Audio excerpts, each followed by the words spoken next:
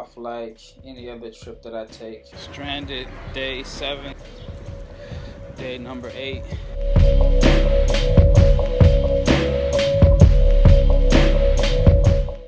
After I was able to leave the airport jail, I caught a flight to Athens, and as I had mentioned earlier, Athens was the just the easiest place, the easiest transition, closest place, and it was pretty cheap.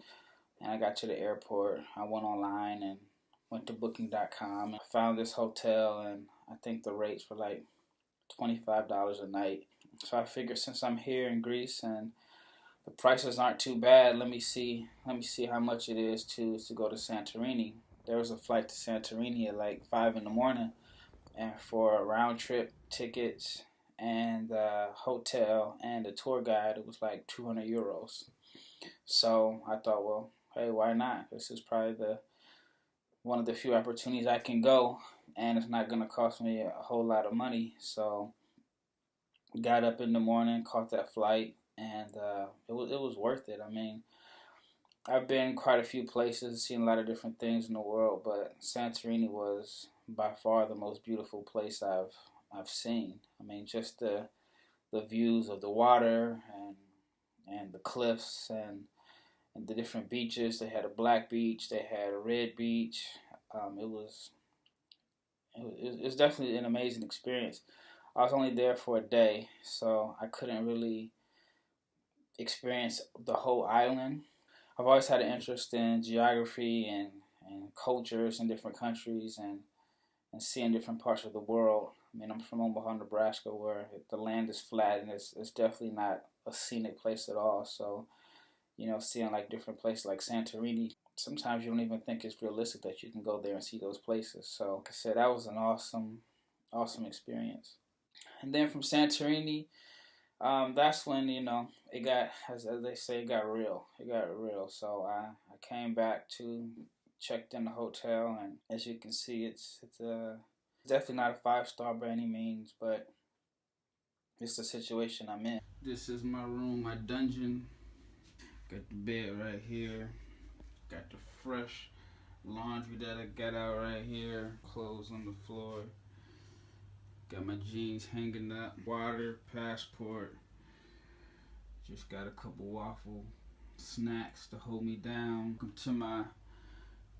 to my bathroom right here. Just got a couple of the essentials. Got the fresh tube TV right here. I don't even know if it works. I think it's just decoration. The most important thing I need to do is meet with the Turkish Consulate about the process of getting a visa so I can get back into Turkey, and more importantly, so I can get back into work. I think this is Wednesday morning, so this is probably my 3rd day. I get up and I go to the consulate or whatever, or at least what I thought was the consulate, and I was at the wrong place. I think I was at like a Turkish government office. So here I am there 30 minutes before the place is supposed to open up. As soon as I get there, people come out. What are you doing? Why are you here? So on and so on. So I told them, and they told me I had the wrong place. So they give me like this sheet of paper with this address on it for the correct place that I needed to go. Your phone works, but for the most part, you don't have the same coverage you have in the States. So I can talk on the phone and so on, but pulling up the internet, pulling up addresses, all of that stuff that we're used to, it's not the same at all. So the address that they gave me, they told me it was 10 minutes away. And whenever I pulled it up on my phone, which took forever to pull up the address, it said it was 40 minutes away and about 20 miles. So I type in another address, same thing, 20 miles. So at this point, I'm like, all right, I need to go to a cafe or somewhere where they have internet so I can get on Wi-Fi and make sure. So I'm walking. I probably ended up walking about 2 miles till I found a place that actually had Wi-Fi, and I would let me sit down and get something to eat because I hadn't ate breakfast yet. I asked the people, do they know the address? And same thing. So take that journey, and of course I get there and it's the wrong address. It's like one of those situations where it's a place that has the same address but 2 different locations. It was in the morning time, so that's traffic. So that was at least 2 hours down right there. So by this time, it's about my meeting was at 9. I got there about 8:30. The original place at 8:30. So by this time, it's probably like close to 11. I get back to the hotel because I need to charge my phone. I get a message saying that the consulate office closed at noon, and it's like 11 something now.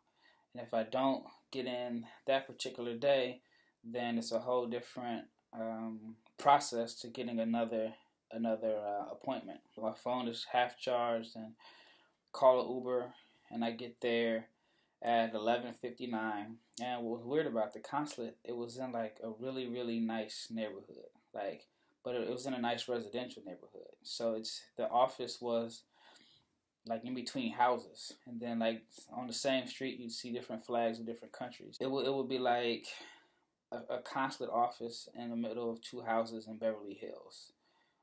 That's just kind of how it looked. So I get there at 11:59, and there's people ahead of me in line, and had my paperwork, and I was missing one thing, so I had to come back the next day, which they were nice enough to not let me have to book a whole appointment and go through that process. I just had to come back another day.